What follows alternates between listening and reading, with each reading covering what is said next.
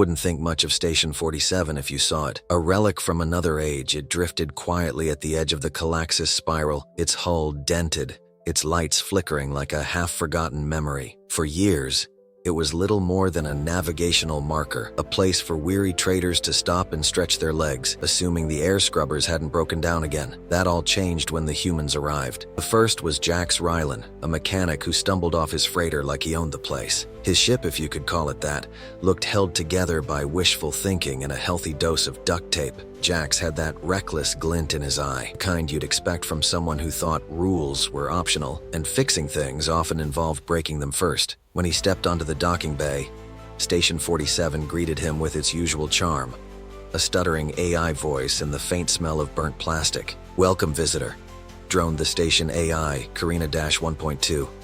"State your purpose and refrain from, oh no, are you leaking something?" Jax glanced back at the trail of glowing fluid his ship had left behind. Coolant, probably, or soda. Hard to tell. Karina's response was a long, weary beep. Jax had a simple philosophy. If something's broken, fix it. And if it wasn't broken, fix it anyway.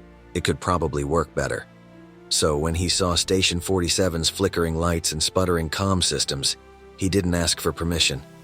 He grabbed his tools and got to work. The first change was small, rerouting power to stabilize the gravity plates. No more random floating coffee mugs. The next was more ambitious, upgrading the food dispensers. What once dispensed flavorless nutritional paste now served piping hot, semi-recognizable dishes. Jax called it progress.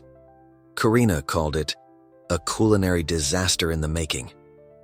Soon, the station wasn't just functional, it was alive. Lights no longer flickered. They glowed in vibrant hues. A faint music filled the halls and every corner seemed touched by Jax's tinkering. The docking bay became a workshop. The observation deck, a makeshift cafe with stunning views of the spiral's twin suns. "Why are you doing this?" Karina asked one day, her voice crackling with irritation.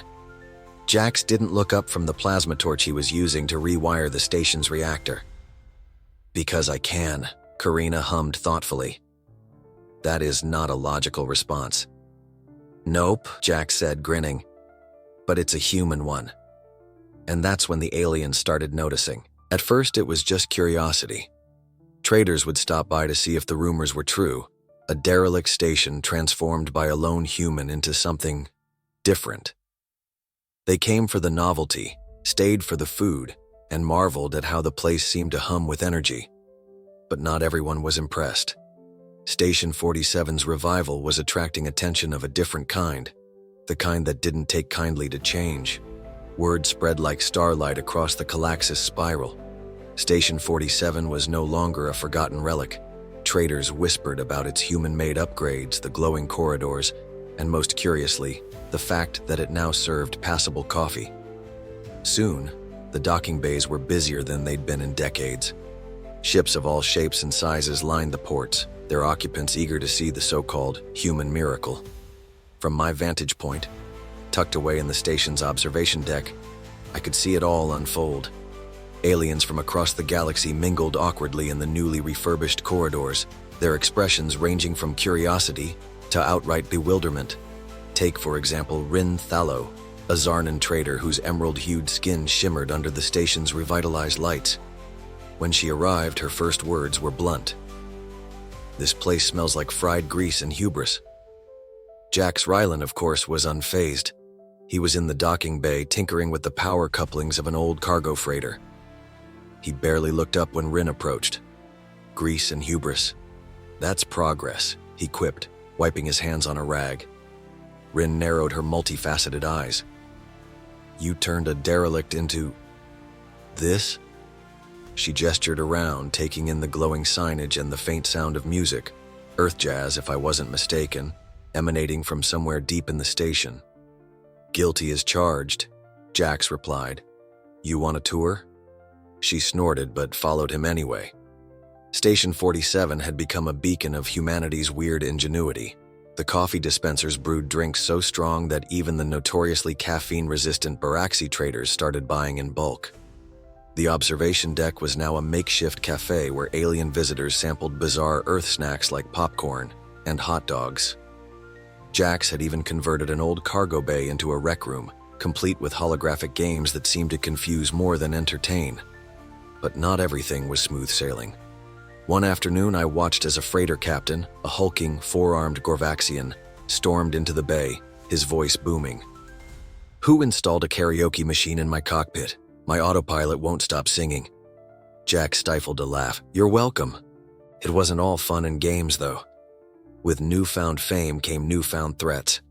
Station 47's upgrades had drawn the attention of a rogue faction, the Vrix Syndicate, known for seizing control of underprotected outposts and extorting their inhabitants. I first heard their name whispered among traders who looked nervous to even say it aloud. Their ships arrived under the cover of darkness, slipping into the docking bay as though they belonged. At first, no one noticed. They blended in, pretending to be curious traders like the rest, but it didn't take long for their true motives to emerge. "Nice upgrades you've got here," their leader, a sharp-eyed Vrix named Galactic, said as he strolled into the station's control hub. His voice was smooth, but there was a dangerous edge to it. Be a shame if something happened to them. Jax didn't even flinch. "Funny," he said, leaning casually against a console. "That's exactly what I was thinking about your face." The room fell silent. From my seat in the observation deck, I could see how tense things were becoming. The Vrix ships loomed ominously in the docking bay, their crews watching, waiting. The other traders looked uneasy, their movements hurried.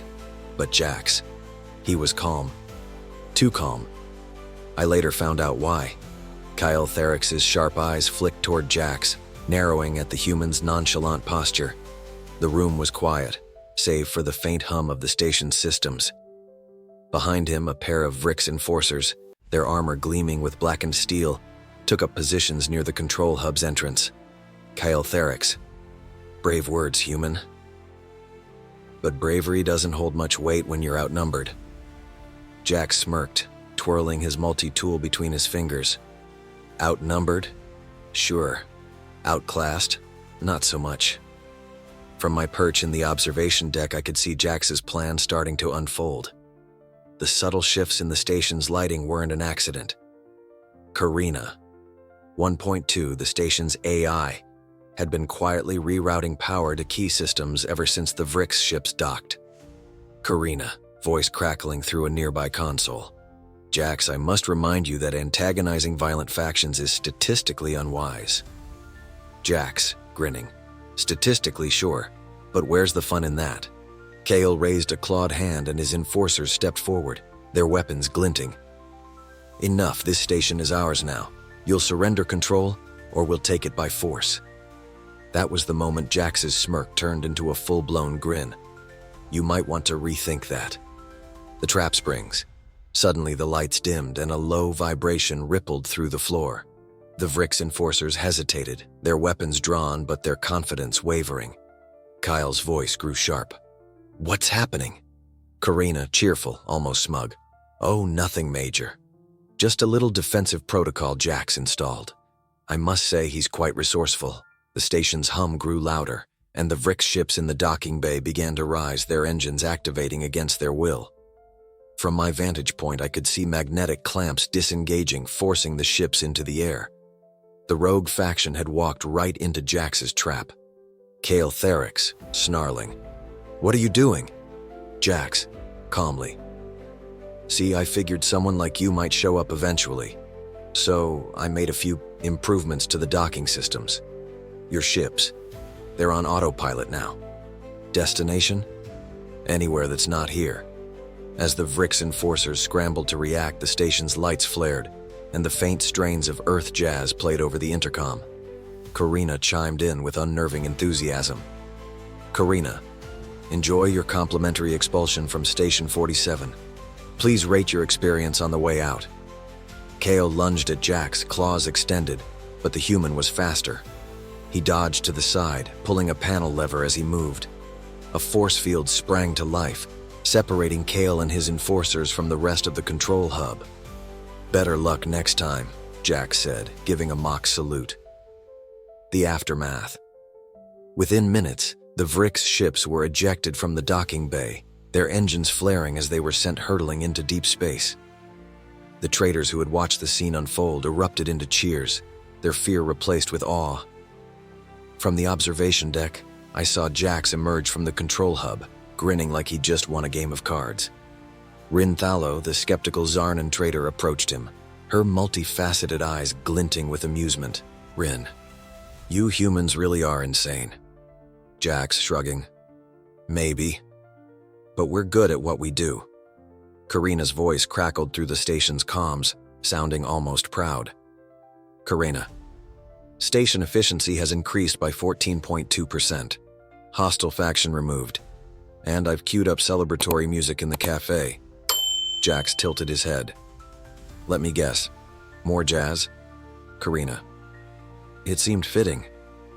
As the station returned to its usual buzz of activity, one thing became clear. Station 47 wasn't just a stop on the galactic map anymore. It was a symbol, a place where ingenuity and a bit of chaos could turn even the direst situations into something remarkable. And with Jax Rylen at the helm, who knew what adventure would come next?